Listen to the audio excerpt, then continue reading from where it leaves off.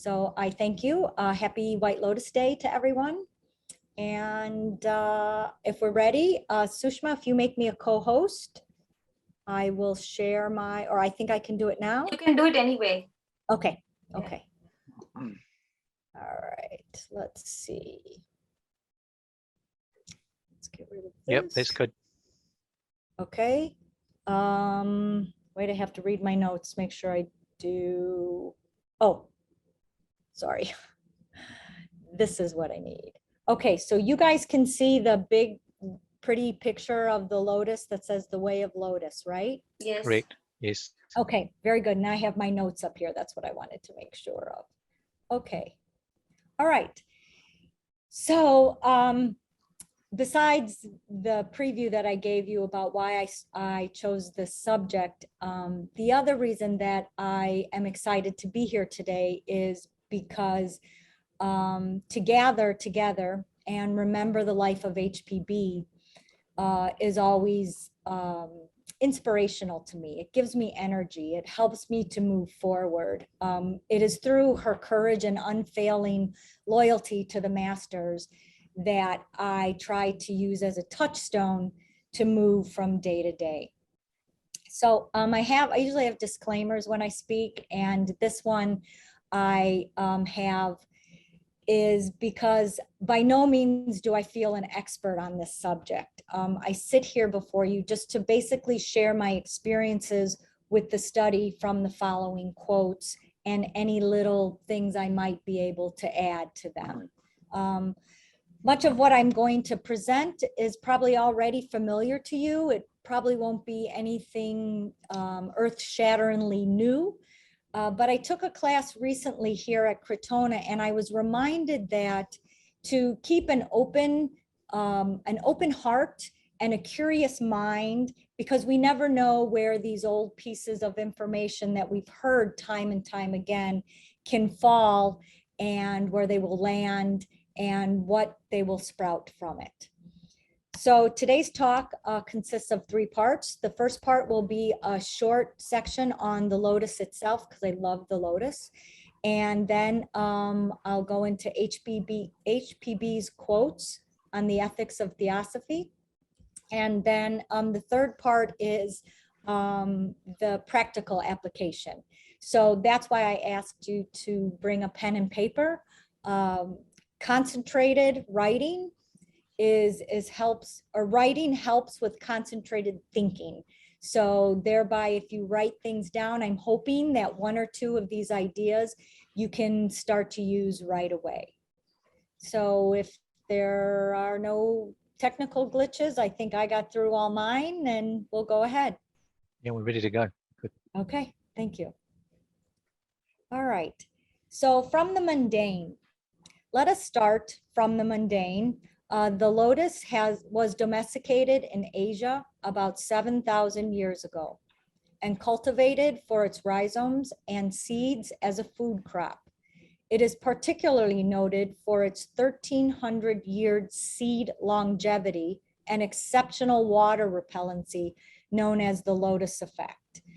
And here I was thinking I was just going to put a little tidbit about, the lotus itself. And then I thought, wow, 1,300 years of a seed longevity. And then I thought, this reminds me of the master's teaching that 1,300 years is about the average, or 1,200 years is about the average time that we spend between lifetimes. So it made me think of the analogy that the seeds are like the seeds we plant in this lifetime that this personality won't see sprouted, won't see grown, won't see blossom, but they may take root, and then in the next lifetime, we may see the effects of it. And then the other thing was this lotus effect. Pablo tells a story about a teacher he had when he was doing his degree that was particularly difficult. And he kept saying, I'm Teflon, it's rolling off of me, it's rolling off of me. So when I read about this water repellency known as the lotus effect, I looked into it a little further, And they actually make a product, an industrial paint that is called Lotus for its self-cleaning, repelling properties. So the water and the dirt just roll off of it. So it made me think of that. This is the effect that we need to have when those trials and tribulations, the ups and downs of this life come at us, and our true nature actually remains unaffected. So, and then to the spiritual. There are no ancient symbols without a deep and philosophical meaning attached to them. Their importance and significance increasing with their antiquity. Such is the lotus. It is the flower sacred to nature and her gods, and represents the abstract and the concrete universes, standing as the emblem of the productive powers of both spiritual and physical nature. And I want to give another disclaimer here. I tend to move very fast, and I notice I read very fast and talk very fast. So please slow me down if I'm talking too fast or slurring my words. I usually catch myself. So in this slide, I have presenting my system of the interpretation of the lotus. In How to Study Theosophy, the Bowen Notes, Madame Blavatsky is reported to have said that our work is to make our own system, to hold these systems lightly, and be ready to adjust them as soon as we learn more. That we should expect that the system may or may not agree with that of others. But the important point is that we make an effort. It stimulates our capacity to perceive these metaphysical realities. So in this first image here, I break it up to a concrete universe. This bottom part of the lotus, with what you can see is called the rhizome, is represented here by the mud and the dark waters. These dark waters and the mud tend to hide our true nature. It isn't until we grow upwards into the abstract universe and begin to reach towards our spiritual sun that our real self blossoms. In The Secret Doctrine, Blavatsky also tells us, or also talks about a reversed image. She actually is talking about a reversed tree, the tree of knowledge. But here I'm using it as the reversed image of the lotus, where the roots are generated in heaven out of the rootless root of all being. So here we can interpret the lotus in a different way. So the superficial, the seemingly beautiful parts of our nature, of what we see in the world, of the physical world that we have here, will eventually wither and die. But it is what is rooted in the abstract universe, our higher nature, that is eternal. So in both cases, we see that the rhizome is the basis of oneness. Even in the concrete universe, we are truly oneness. We are coming from one thing. And then we are rising from, I should say. And then in the reversed image, we can see that this is the absolute, the ground of all being, from which we take our essence. So HPB tells us that to realize our higher nature, it is important to lead a life based on ethical values. And here we go. So the open letters to the American Convention, this is where I found these quotes by HPB. And I can send along, I didn't have prepared for today, but I can send along all the quotes if you're interested in a document that you can pass on. That'd be good, thanks. Okay, good. All right, so these are the letters that she wrote to the American Convention from 1888 to 1891. These letters are valuable for two different reasons. They have an historic value. And if we think about at the time these letters were written, was a peak time for the Theosophical Society, where in the span of 11 years, from its inception in 1875 to 1888, there were just a handful of members in America. And it has, in those 11 years, it has spread to, the Theosophical Society had spread to India, Europe, and worldwide. So if I may be so bold as to share a little Theosophical in New Zealand history, I found that in 1888, that was the year that E.T. Sturdy left Wellington to become a student of Blavatsky's inner group. E.T. Sturdy is the recorder of the diagram of meditation, which is another love of mine. And 3 years prior to that, in 1885, he was one of the first 10 New Zealanders to become members. If anybody knows something different, I'm happy to take on your rebuttals. Very good, very good. Thank you. Okay. He's also the founder of our Wellington Lodge, which was established in 1888.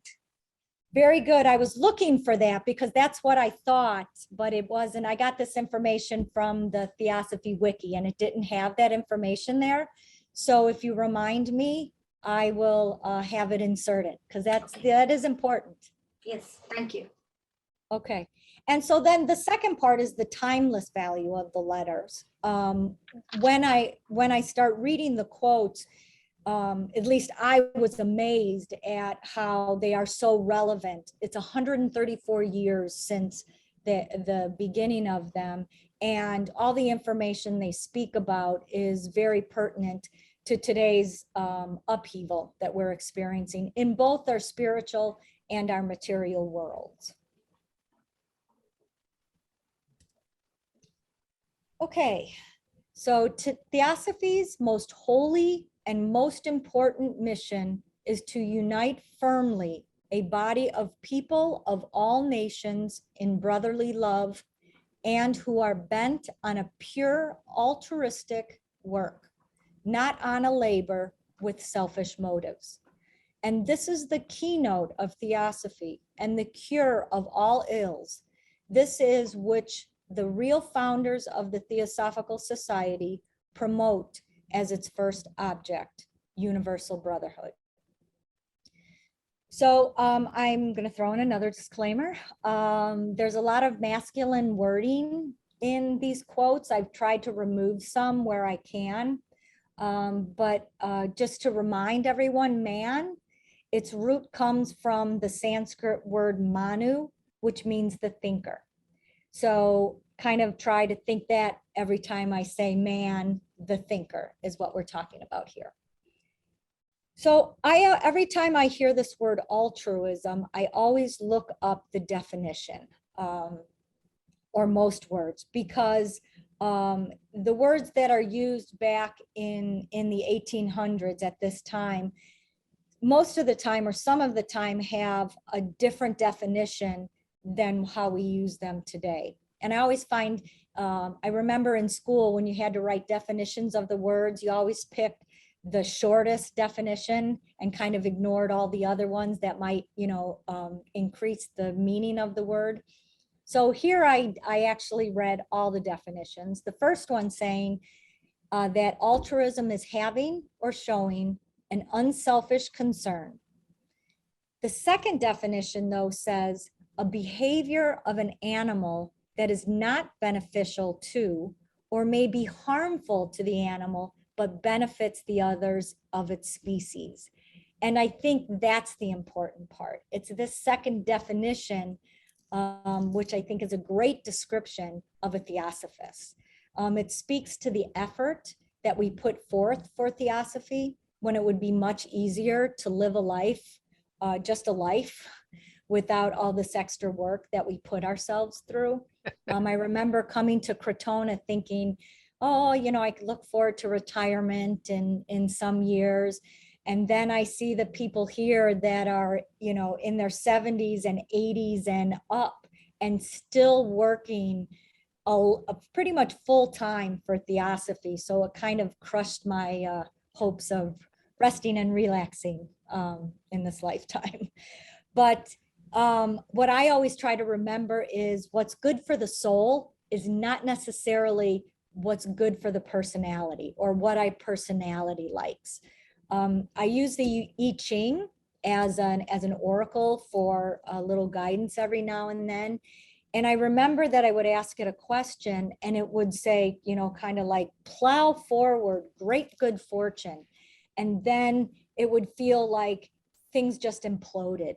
And it took me a couple times to go through that till I realized that it was talking about my higher nature. It was talking about that reincarnating part of myself, that Theosophy, that the part of ourself that Theosophy is worried about. So my personality may not like it, but it's good for my soul. So our work as Theosophists, when we meditate or study, and it's done in service, this becomes altruistic behavior.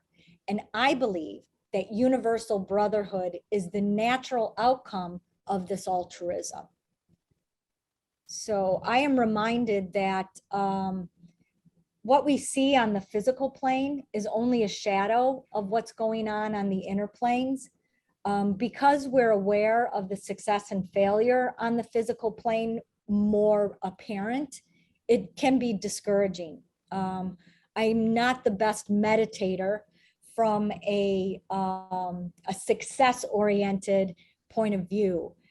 So this is really important to me to remember that I need to take heart. As we continue to work, we grow, we evolve, we mature. Then our actions are molded to take on a wider, more altruistic worldview. And when our worldview changes, our actions follow. So I always say it's a long game. You know, it's not going to happen in the short term. And as I get older, I realize that it may not even happen. The visual signs of success that I'm looking for may not even happen this lifetime.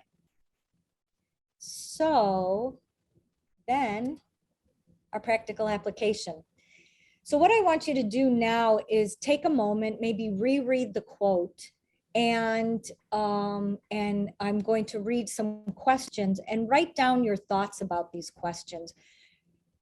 Really think about them. I know sometimes, I know I do it. You read a quote and you say, oh yeah, I know that, I understand that. But I found when I did this, when I practiced this for the talk, I really got inspired by the words that I was reading. So really think about right now, in what area of your lives do the most natural, innate motion towards altruism show up? Where do we just naturally do what's best for the greater good?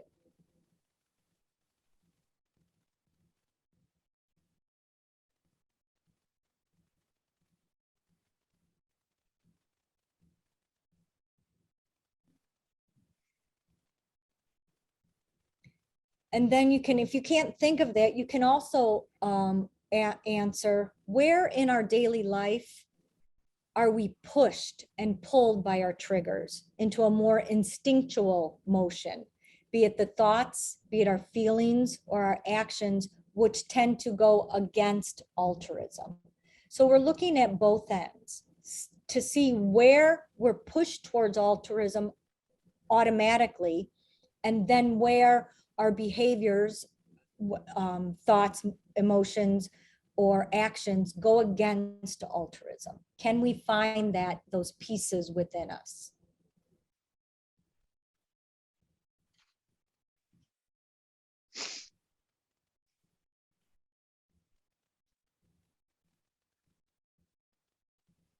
Okay.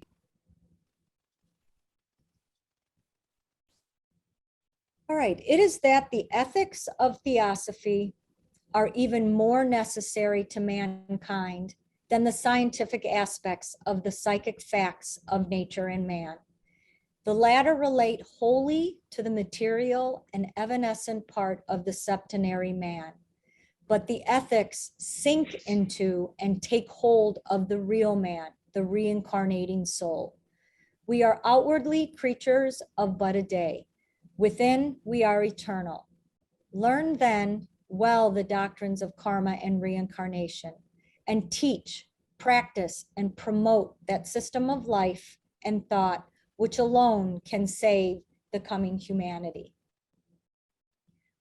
So it is important here to remember that the psychic abilities, the ability to see further than the physical, to hear further than the physical, etc., that those abilities are still part of our lower transitory nature, even when they're used unselfishly and used for the greater good, that they're still transitory. They still will go away once this personality goes away.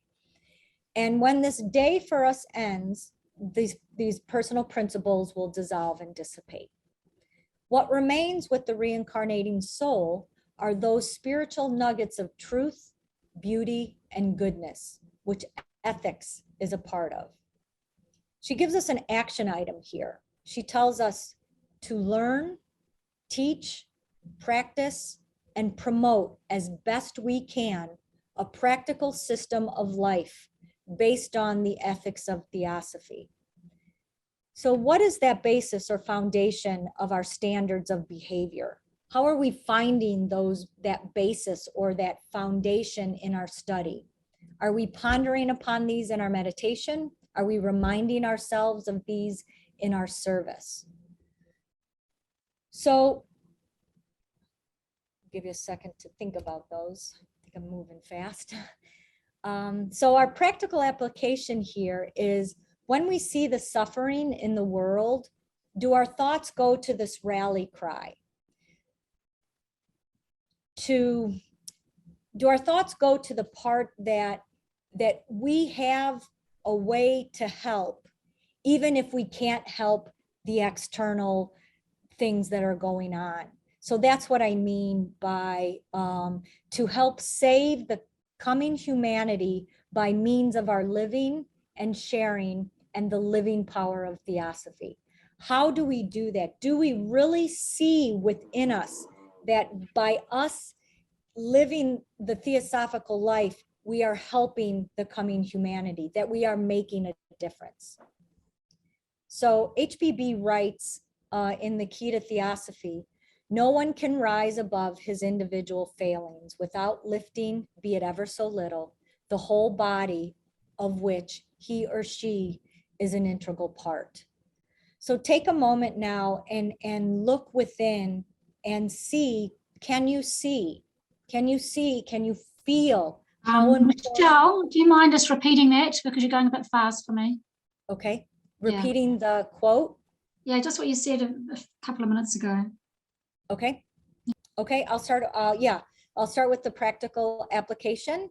When we see the suffering of the world, the idea is, when we see suffering in the external world, do we see, do we believe, do we feel that we have the power within us to help humanity? Do we see that our work in meditation, our work in study, our work in lodges is adding energy to helping the coming humanity? Our transformation is the transformation of humanity. It's seeing the connection, seeing that me in my little house here in California, so far away from on my little hill, even through COVID, I realized how insulated I am. And when all the problems of society are going on, that can be paralyzing. And at those times, I have to remember that my work in my study, my work in meditation, my work all in the service, in all this work in service is what is actually lifting humanity. What we're doing is adding to the guardian wall of will. I don't know if you've heard about that. I'll just touch on it, and it's something that Theosophy Wiki will have that But it's something that every time we do good, that there is beauty, that there is love, those energies are being added to this guardian wall of will. And that is what HPB talks about in the quote, and I'll read it again. No one can rise above his individual failings. So if we're working on ourselves, what it's doing is lifting.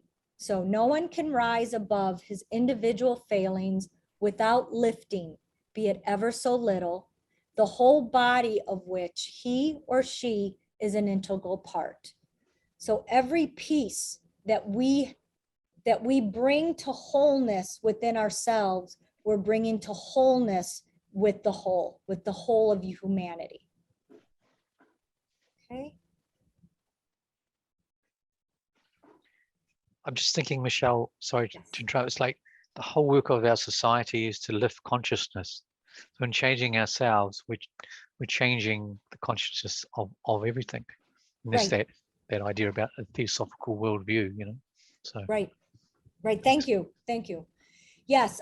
There's the Stoics, the philosophers, the Greek philosophers have a common saying that control what you can control. Can you control that which is external? Not much of it. We can maybe affect it. We can maybe soften it, but we really can't fully change it.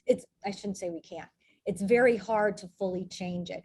But what we have full control over is our inner selves, our thoughts, our memories, our emotions, what we pull up, what we remember, what we focus on. We have that control.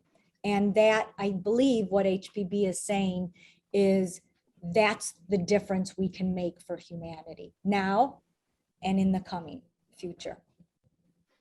So the next slide tells us the tendency of modern civilization is a reaction towards animalism. That is, a development of those qualities which conduce to the success in the life of man as an animal in the struggle for existence.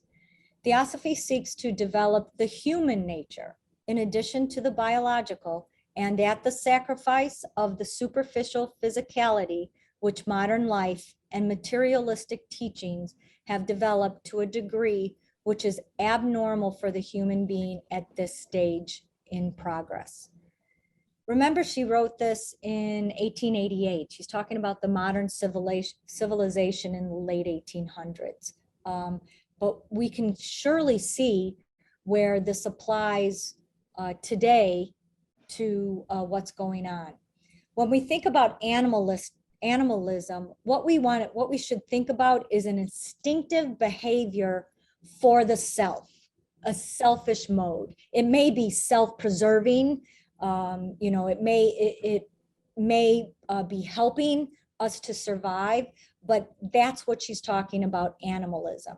When she's talking about the human man, she's talking about that man that can make a choice, or that person, she's talking about us, that we can make a choice between whether to be pushed or pulled by our emotions, by our thoughts, by our sensations.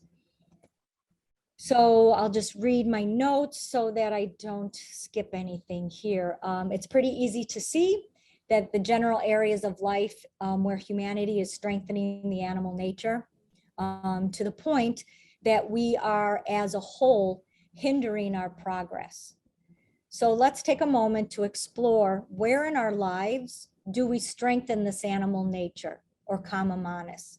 Where do we naturally go towards these instinctive, where we're pushed and we're pulled?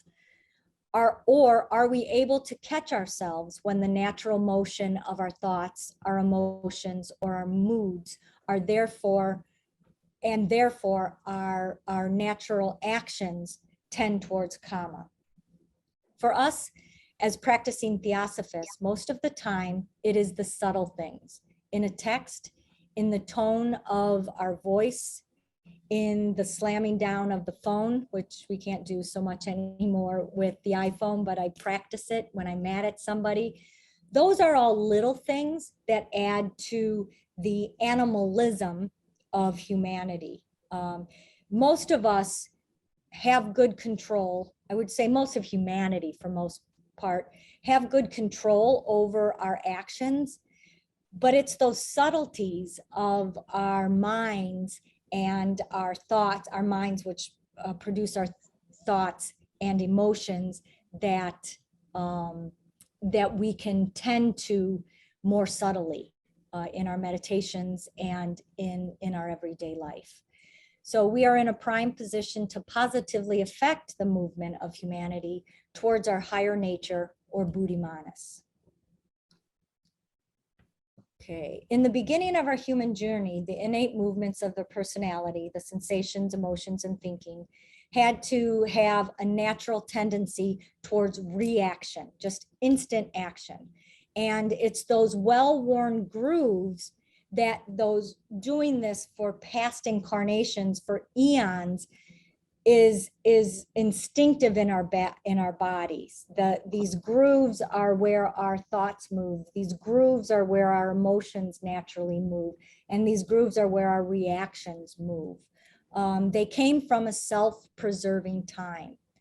The natural propensity for survival is to move towards which is pleasing and away from which is unpleasant. Today, we are no longer, for the most part, being hunted. Our survival doesn't depend on defending our very life from imminent death. However, if we continue to have this mindset, or I should say, if we don't realize that this is a groove, that our thoughts and our emotions and our reactions are in a groove, then we create this, we just think this feeling of separation or disconnect is natural, or it's because I don't like you, or it's because of something else. We might not have that natural inclination of compassion or empathy. So when our thoughts and emotions are constantly in survival mode, it makes it difficult to feel the brotherliness that is really in our hearts. It's kind of like the cloud which is covering the sun. Our work here as Theosophists is aimed at building a pathway or a bridge, the Antakarana, the animal to the divine nature. The building of the bridge puts us in touch with what Blavatsky calls the substratum in the diagram of meditation. It's the ground from which our actions, our thoughts, and our emotions can work when they're influenced by our higher nature. It's an innate, spontaneous, compelling movement towards altruism. And I'll repeat again, I really believe that altruism is the key to universal brotherhood. So for our practical application, as we know, one way to tap into the higher nature is first in meditation, in a controlled environment that we create for our sitting practice. Can we take time in this practice to examine ourselves, to examine our thoughts, our emotions, our reactions, and see where our buttons are pushed, see where our trigger points pull us toward an automatic reaction instead of a conscious response, and instead of being able to take that pause and create that space so that we're responding, not reacting. Can we examine it with a curious mind? Ask, why is this within me? Where did it come from? And why, and exactly what does it need from me? What if this action was a small child? And how would we talk to it? What would we ask it? What would we do for it? We wouldn't just dismiss it. We wouldn't just squash it down. We wouldn't just say, go away, because anybody that has ever had small children know that they always come back. So if we can talk to it as a loving parent would to a small child, we can find out a lot of information, and then we can hopefully calm it and dissipate. These are little entities, I call, that we create with our inner nature. Okay. So here we have the essence of Theosophy is the perfect harmonizing of the divine with the human. The adjustment of godlike qualities and aspirations and their sway over the terrestrial or animal passions within.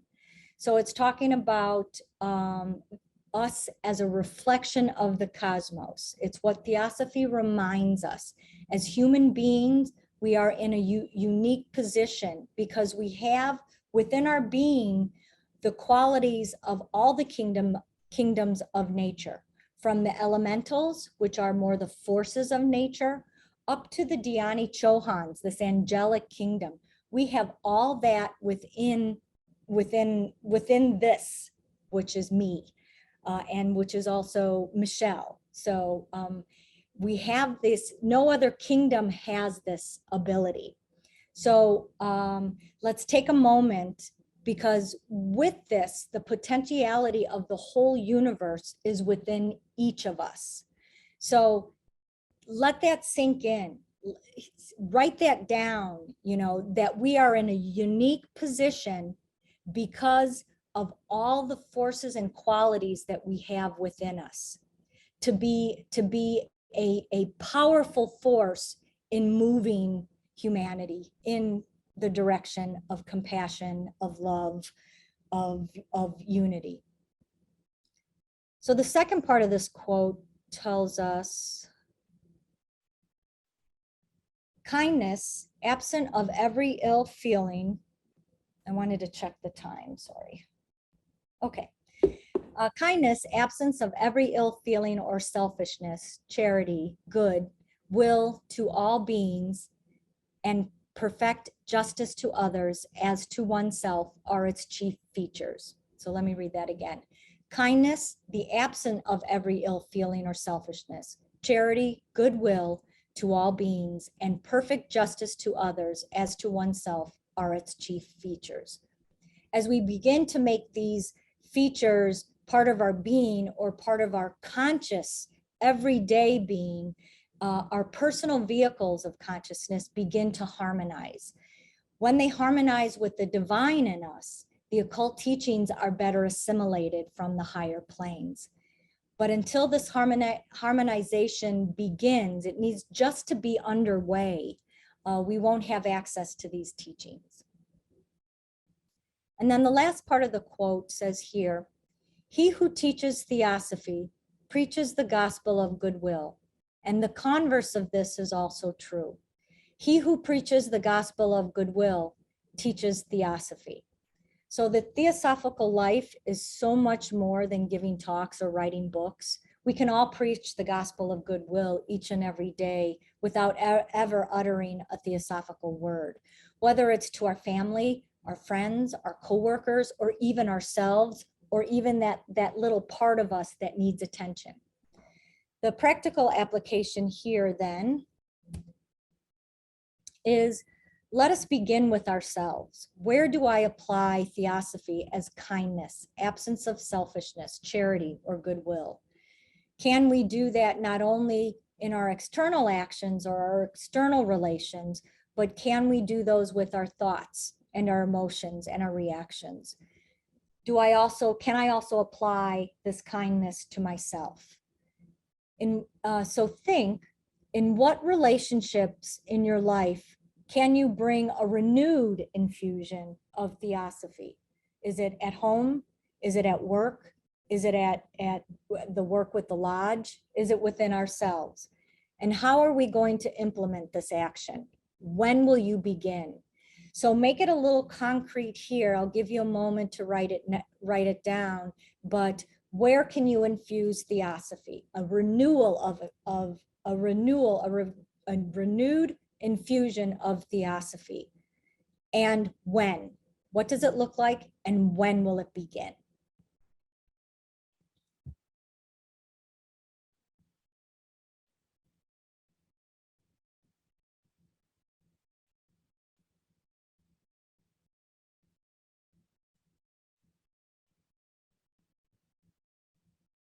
Okay. Theosophists are of necessity the friends of all movements in the world for the improvement of the condition of humanity. We are the friends of all who fight against cruelty to animals, against injustice to women, against corruption in society or in government. Although we do not meddle in politics, We are the friends of those who exercise charity, who seek to lift a little of the tremendous weight of the misery that is crushing down on the poor. But in our quality of Theosophists, or our quality as Theosophists, as a unity, we cannot engage in any one of these great works in particular.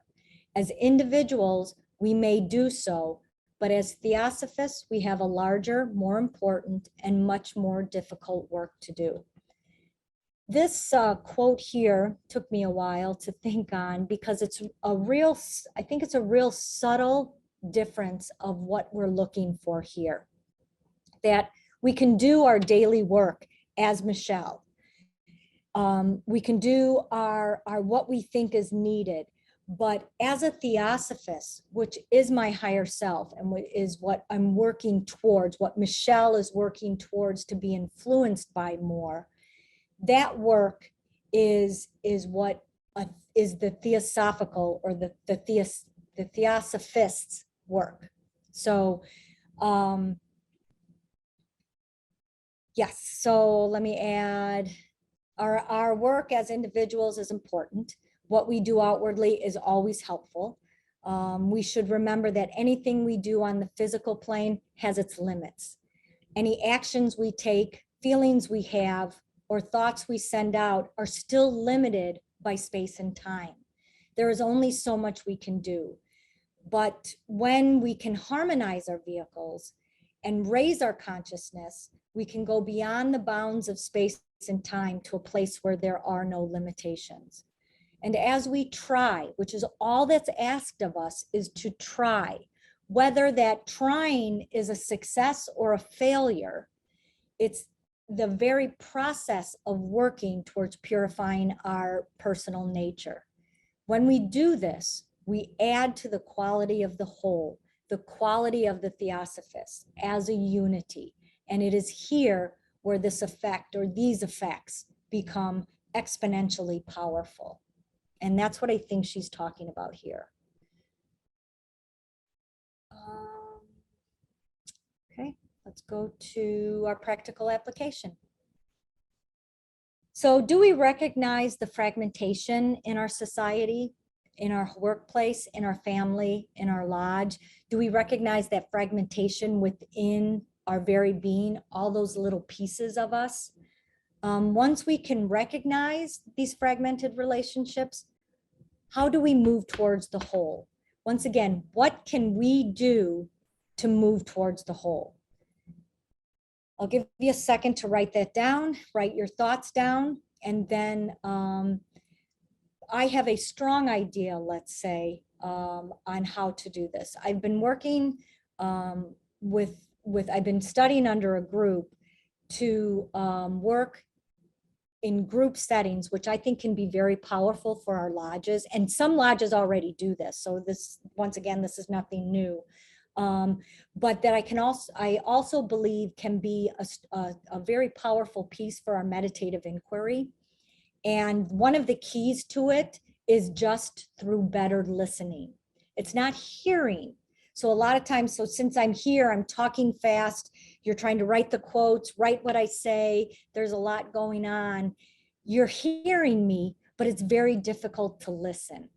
But it's this listening deeply, wholeheartedly, with complete silence and stillness. This kind of listening that is free from interruptions of our own minds, that has ready-made answers when we're trying to listen to someone, judgments or conditionings that come through, and even unwanted help or unwanted solicitations. Can we bring to each conversation that we have a realization of wholeness and a trust in the resourcefulness of our fellow human beings? Remember that each of us is that divine spark and is whole, is self-sufficient, is with self-examination and self-awareness, really has the answers to all the problems, or most of the problems that we think are problems for us. So if we could hone the skill of listening that comes from a place of trust in the innate ability that we all possess I think we can begin to make larger steps towards a transformation of these fragmented parts to the wholeness. So I'll give you another minute to write some notes down, because I know that was a lot.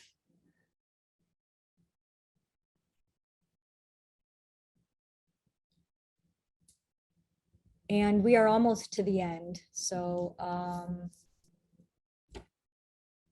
okay, I call this another rallying cry. I felt I could just see Madame Blavatsky just rallying on the troops. So she tells us here, Theosophy first and Theosophy last. For its practical realization alone can save the Western world from the selfish and unbrotherly feeling that now divides race from race, one nation from the other, and from hatred of class and other social strifes that we have, or social conflicts. And here she tells us, be Theosophists, work for Theosophy. So here is this, I have this posted in 2 places in my house to remind myself where my actions are, where I want my actions to be influenced by. I want them to be influenced by my higher nature, so that I can, because I'm a reactor. Somebody says something, I'm right there, and I don't have much pause. So it's really important to me to have these little Post-it notes everywhere so that I can remind myself, or have constantly ruminating in my mind, what Theosophy is, what the ethics of Theosophy is, what my work for Theosophy is. So our mission is self-reflection, inspiration, and selfless action. And these are my words. So we had a talk here once at the Ojai Valley Lodge, and it was an actor, because we're close to Hollywood. It was an actor from the TV series MASH. It was a series about the Vietnam War and the doctors and nurses that were in it.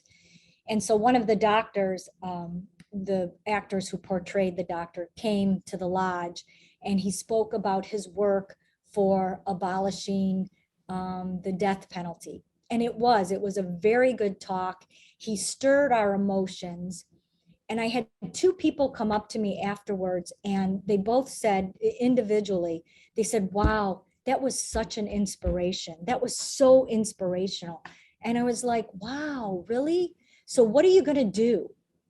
And they looked at, and the one person looked at me and was like, nothing. It was just a good talk. And so it got me thinking that in the sharing of living Theosophy, if we as a whole organize interesting talks about new and exciting topics, but we fail to address the root of life's problems, we become just a distraction. We become spiritual entertainment. The same thing goes for making people feel happy. Now, there's places for all of that. We have a great, before the pandemic, we had a great Halloween lodge, and everybody dressed up and brought in readings that they thought pertained to it. So there's places for that. But as a whole, as a society, and this is what Sushma spoke about, that when we were in at the New Zealand conference, when we were there, that we started the Theosophical Restoration Project so that we could bring back these inspirational teachings that inspire us to move, to do, to think, to act. So if we don't provide anything deeper, what happens then is we feel good, then we go home and another mood comes on, and that feel goodness doesn't stay with us. And then unfortunately, we're left with an empty space that is harder and harder to satisfactorily satisfy. So we're kind of stuck. We're in this place that, now what do I do? And we know where society looks for those things. They look for those what do I want to say, those impetus is in fleeting moments, in our cell phones, in the TV we watch, in drinking and smoking, anything to distract our minds. So my last one, and this is actually from this writer, I forget his name. He was in the Theosophist. I think it was Pablo Sender. These are actually his words. If we do not present the deep spiritual perspective proposed in our teachings and communicate how to face life from this vantage point, we waste our limited resources in peripheral activities. In other words, if we fail to inquire into how to raise our consciousness beyond the personal level of existence and the limited understanding of the mundane mind, then we may be falling short of our mission. After I read this and put it through, I read it one last time, I felt this sounded kind of preachy, and so I want to apologize for that. This is not meant to be, you're doing it wrong, this is the way you should do it. It's meant, as I've said throughout, as a rallying cry that how can we look in ourselves and see where we can affect, how we can change, how we can influence within ourselves to bring on these deeper parts that Theosophy so easily and so prolifically brings about. So now one last piece for you to write, and we can go to questions or we can share. What are your takeaways? What were you inspired by anything to take action? Do you have a takeaway? What is one thing that you can do from this talk that you can incorporate into your life today and tomorrow and next week? So if you can find one of those things, then my stuttering and stammering and my forgetting will have been useful. So from here, I thank you. Thanks, Michelle. Great. I can stop sharing. Okay. So any questions, comments for Michelle? Now I'm just conscious of time. So we'll have 10 minutes for this. So we'll have morning tea at 11:05, and you'll have 10 minutes for ESIS at 11:15. So, okay. Anyone?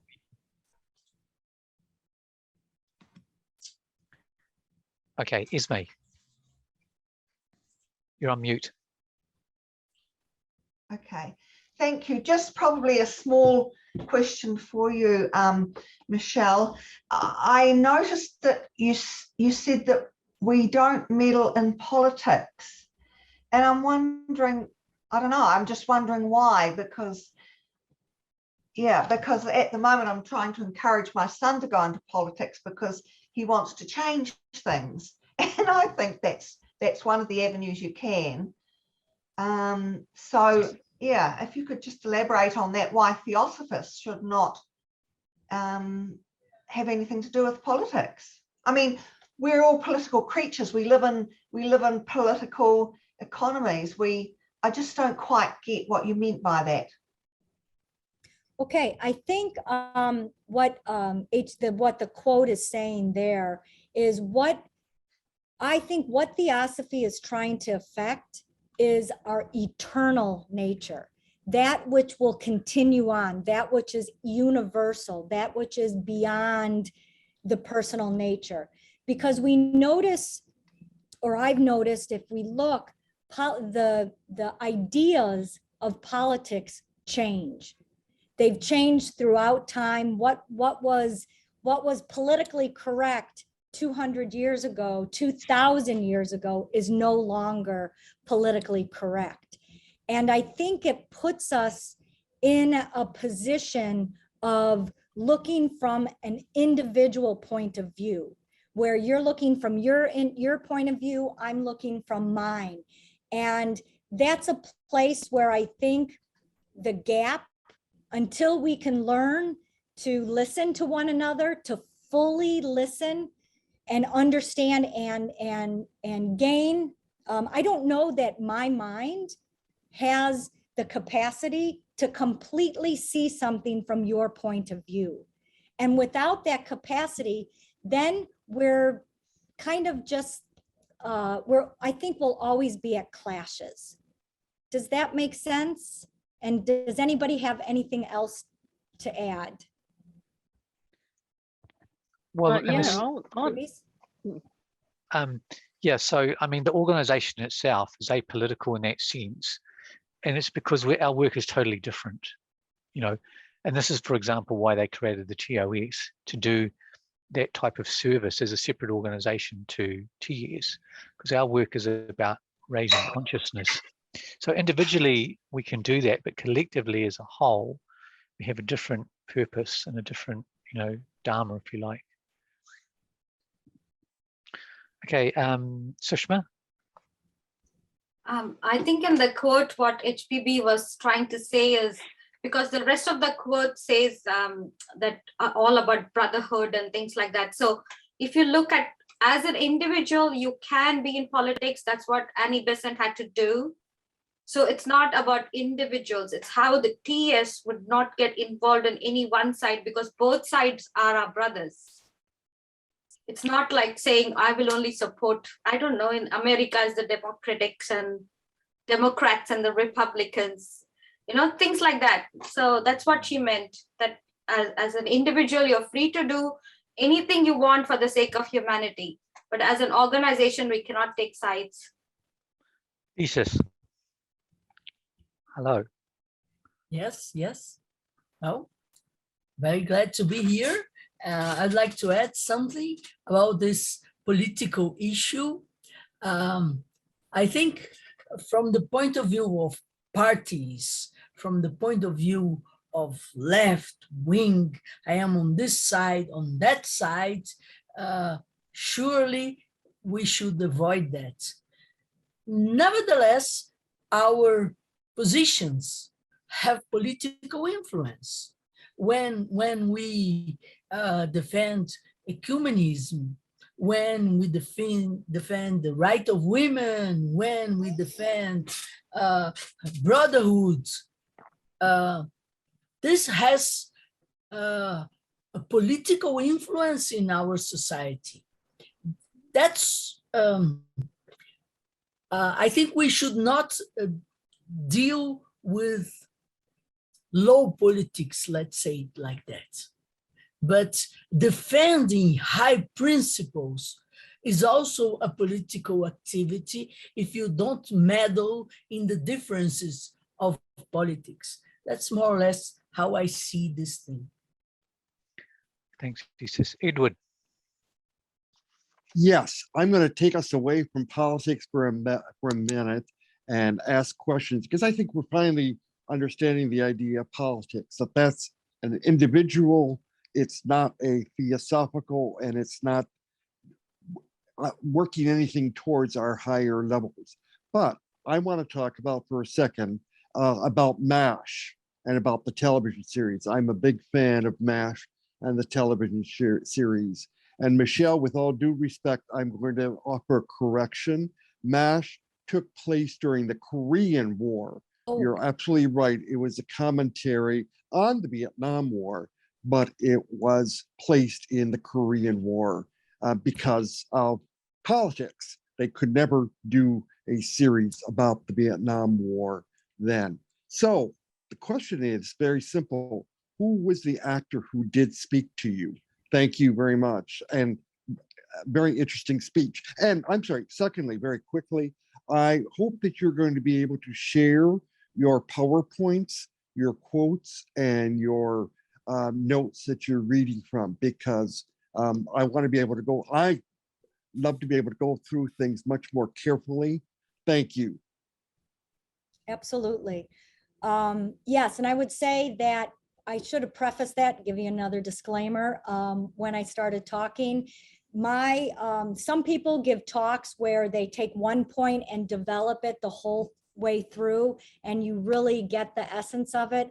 I learned that I tend to throw out a bunch of stuff that kind of what I'm thinking is can be touchstones or touch points from which you can go further and deeper into the study. So absolutely, I will send my PowerPoint or a document that has all that in it. And then I'm going to say, you know, I always get nervous about theosophical questions because you could ask something that I don't know nothing about. But this time you stumped me with the actor question because I don't remember who it is who came. Yeah, the brain does not work for those things. So I'm sorry, I will put that in my notes when I send it. Was there anything else? Sorry, I just have a little mesh story. Yes. Loretta Swit, aka Hot Lips Houlihan, came to Christchurch, and I went to a parade with my auntie and my mum when I was about 7, and I waved at her and she smiled at me. So that's my little mesh memory. All right, all right. It was it was the doctor that was always quiet and reserved. Oh, right. Okay, I know the one you mean. Yeah. Yeah. Okay, so which one was that? I'm sorry, which one was that? Because I can think of at least 3 doctors, 2 of which were relatively reserved. Wayne Rogers. I want to say, I can't think of what the name, but B.J. Honeycutt, that was the character name. Certainly not. Yeah. I'll look it up and put it in the certainly notes. not Ellen Alda. Okay, thank you. Louise. Oh, thank you for that, Michelle. I've really, I was just so tuned in. I would love to see all of that again, and there was a lot in it.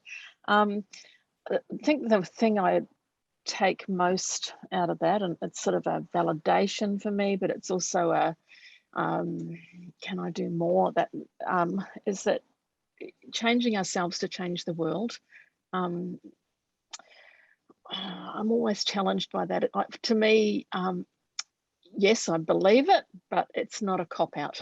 And that doesn't mean we don't be political. I'm very politically active, but I don't do that. I don't represent the Theosophical Society when I'm politically active. I do that for myself because that's my way of action. And I think activism is really important. I think activism can be done in a very altruistic way. And you've pointed out some of those ways of like less reaction, meditating to be able to do that. And I think in my life, I've seen things that I didn't think I would see as a teenager, like the Berlin Wall falling down and the end of apartheid. I just didn't think that would happen in my lifetime, and yet we have seen that because of activism, but activism in such a, you know, in a theosophical way where we are thinking from a higher point of view. I think that is really what I've taken from today.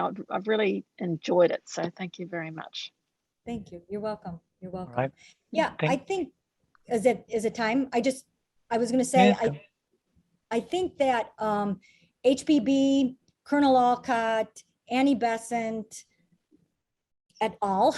Have shown us where they have worked for where they worked for activism. You know, I mean, obviously Annie Besant is one of the most outspoken ones, but I think, like you said, it's the intention that we go through, and we don't. It's in addition. Let me say that it's in addition to our inner work. If we think that's the only work there is, then we're missing out on the true work of Theosophy. That's what I would add. All right.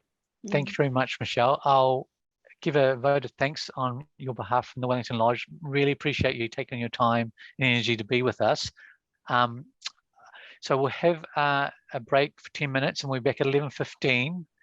And then we will have Isis's presentation. So grab yourself a cup of tea and we'll be back momentarily. Thank you. Thank you. Thank you. And of course, we hope you can stay for Isis's Michelle talk is too. my American angel. I know. Hello, Isis. Excuse me, just 1 minute. Yes.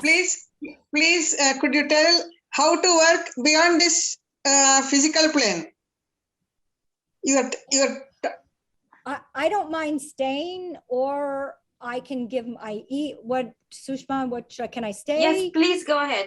Right, I don't want you to miss your tea break and all that goes with it. So, and I definitely don't want to take time from Isis. So I love to listen to her talk. So I will be here. But yes, I think that, I'll just use my example. The work that I do is that I do the work, whatever's in front of me, to the best of my ability. My job living here at Crotona, I thought was going to be, I was going to speak, I was going to write, I was going to travel the world. Well, my job here at Crotona is the manager of the guest house. And basically what that means is I clean up after the people when they come here to stay. So, but my theosophical twist on that is that I do that with to the best of my ability. I do it completely. I do it mindfully, and I do it not always with love, because sometimes scrubbing those toilets, I get a little edgy, but I try, and I go back each day and I try. So that's what I would say, how to do it. And in my interactions with my, like with my kids, I'm really working on responding and not reacting. So Thank you. Thank you. welcome. You're welcome. Is Christine here? Christine, you had a question. Did you? Yes, thank you. I'll just come back on. I think, can you hear me? Yes, yes. Oh, you can hear me. Okay. Just a comment, really. First of all, to say thank you so much. Oh, Two pages of notes, and I know the feeling. very, very useful. And I will go back and condense it, because I even came up with a personal challenge that I'm inspired to deal with differently. But just wanted to say, and it might be relevant to some of the other people here, when you were talking about, in part, teach or preach, it just reminded me that, that's not necessarily the way for all of us. And a long time ago, I concluded that for me, it's more about demonstrating the values.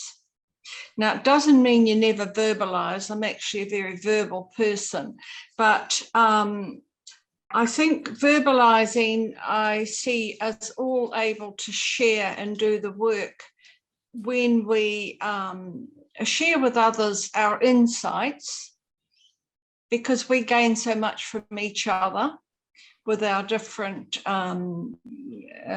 reactions to things.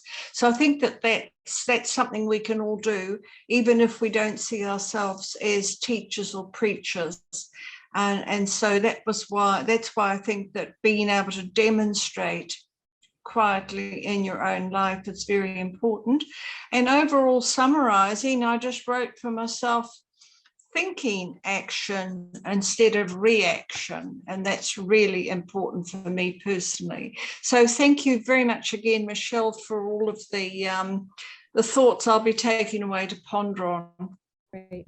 Well, and I'll add to that, when I said teach, I actually meant, because I find that my largest contribution to Theosophy was when I lived at the national headquarters in Wheaton, and I had 3 kids in high school there.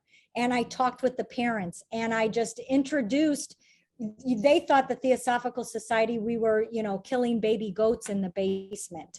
So just by my presence, and they thought, because I'd say, where do you live? And I said, oh, we live on the grounds of the Theosophical Society. And they'd look at me like, you don't look like you would live there. You look normal. So that by that, just saying that I lived there to me was a great service to the Theosophical Society. Absolutely. Oh no, there's amazing. You'd be amazed at the things people say. So Yes, well, I've often made the joke when people have come along to branch meetings and they're overwhelmed. They're saying it's been wonderful. Always wondered about you people, etc. And I always used to joke and say, well, we don't have two heads. Right. You know, because this truly is people's expectation. Yeah, we don't have two heads after all. So it is nice. Yeah. Thank you. Thank you very much again. You're welcome. Well, Okay, Michelle, you asked me what action we're going to do. Yes. Organize deeper events. And thank you for Pablo's quote. It's a very important reminder. Yeah. And that's in the Theosophy somewhere. Pardon? That quote came from the Theosophist. Oh, okay. That last quote did, I think. Yes. Thank you. Yeah. So good. I'm glad to hear that. Well, if you'd like to go and get a cup of tea, now's the time, or a drink of water. You have 3 minutes. Okay.